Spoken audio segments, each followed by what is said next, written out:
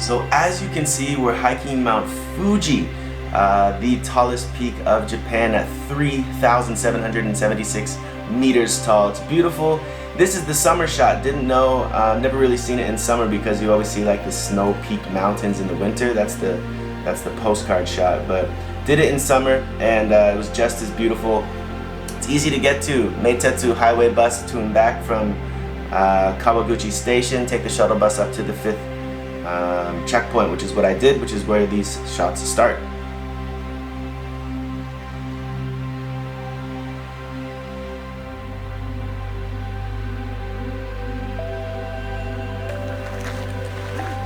Yeah, this is just the intro trail into the trailhead. Just before this is the 5th station where you can get all your snacks, all your drinks. There's restaurants there, you know, souvenirs, things like that.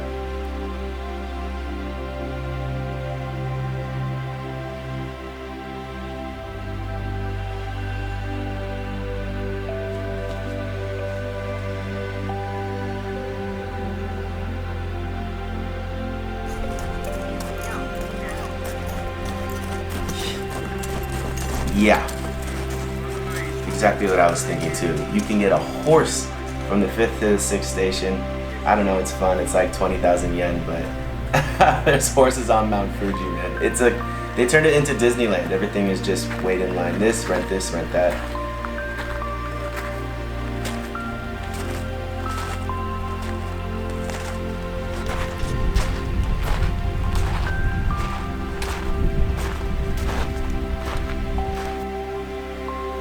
Yeah, because Mount Fuji was, you know, once a volcano, obviously active for over 100 million years, all of the rock is, you know, like really porous, lightweight, crackly kind of rocks, and so by the end of the trip, all my clothes were red.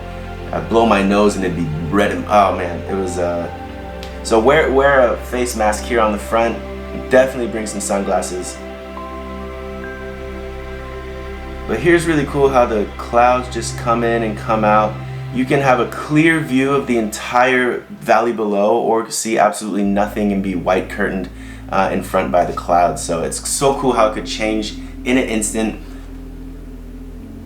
And that's exactly what happened right here. We're not that far up. That's the 6th checkpoint there.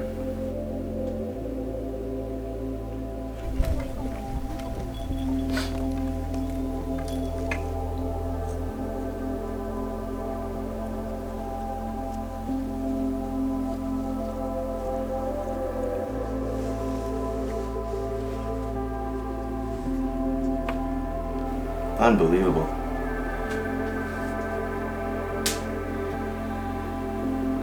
So there's common places along the way. There's, you know, some 20 or 30 mountain huts that people stay at, so that when it's early in the morning, they're already halfway or more up the mountain. They can just get up to the top for the sunrise. But there's little communal spots to sit along the way, and each place has a restaurant. You can order, it's mostly curry and like mountain vegetable ramen. But be careful, because a bottle of water, like a 500 milliliter bottle of water, will push you about 400 yen at the bottom of the mountain, and then 500 to 600 yen as you get closer to the top. 200 yen to go to the bathroom. It's really, I don't know, it is what it is. And plan accordingly if you want to budget it down. There's places around Kawaguchi station as well as the 5th checkpoint where you can get food and snacks and drinks for a better price. Pack your bag. Consider there's extra weight, but you're saving some money, so you make the call there.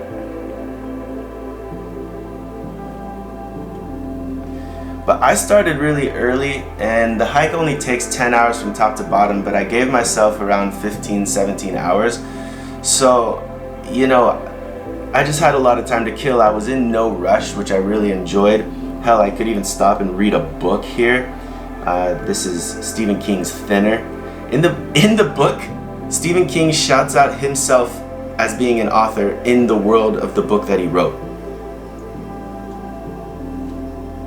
That's like me going, hey, man, look at this video. This Kevcast video is really good. I'm gonna take some ideas from some of these shots. These are really excellent. Man, these are really good shots. How did he do that? This guy must be professional.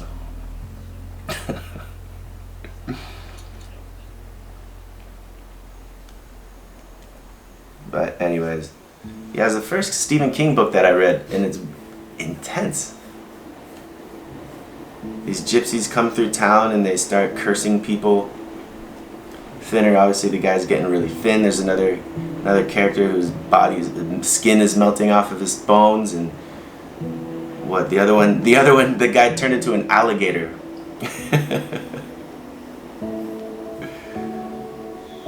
Alright, this is around the hut that I stayed at. It's called Tomoe-kan. And there's a bunch of people. This spot I think was kind of a party spot. People were out pretty late and partying around this little campfire pit. But this is what the sunset looked like.2017年18年の3年間だけ日本国政府が発行した本物の富士山のコインが入っております。見ます？はい、日本で1300年の中で1回だけ出たね、通常コインの富士山ですね。はい、色が4種類ありますけどね、黄色が金運、はい、ピンクが恋愛運、家族愛、夫婦愛ね、茶色が健康長寿、青が学業、仕事ということになっておりますね。風水の専門家に聞いて取り入れた色なんですね。はい、裏側にですね、I got to the top at 2:30. The sunrise came at 4:30, so I had time to kill, and it was freezing cold. And so I just bought like coffee, right? Hot coffee from the vending machine, 400 yen, and I just put it in my pockets to kind of keep my body warm. It didn't really help because my feet were frozen. So the tip is bring extra clothes, bring pants, double up, long underwear. I had a 700 fill down jacket, wasn't enough. Bring 2 jackets. Yeah, over prepare for the clothing because at the top of the mountain is pretty rough. Another thing to consider is make sure to leave early enough. There's a lot of tours that are scheduled with like groups of 10, 12, 20 people, and so there's one-way highway up to the top of the mountain and it gets pretty crowded. So you can either 1, leave early, or 2, plan to watch the sunrise sitting on the trail, and you don't want to do that. A lot of people were doing that, and basically their tour guides failed them, and so it's too bad for them. So make sure to plan your time accordingly so that you can get up to the top and relax, get a coffee, set up shop. Before it gets super crowded, a lot of people around the area are trying to get the same pictures or just enjoy the sunrise like you are. So plan accordingly. Alright, so a few last pointers for you before you set off on your Mount Fuji expedition. Number 1, bring things to cover up your face. Going up and going down the hill, it's really dusty. Going up and going down the mountain is really dusty, so cover your mouth. Bring sunglasses or prescription glasses to cover your eyes. Bring a hat so the dirt doesn't get all in your hair. That's just my experience there. Number 2, bring some trekking poles. These things came in handy. They saved my knees going up and they saved my knees going down.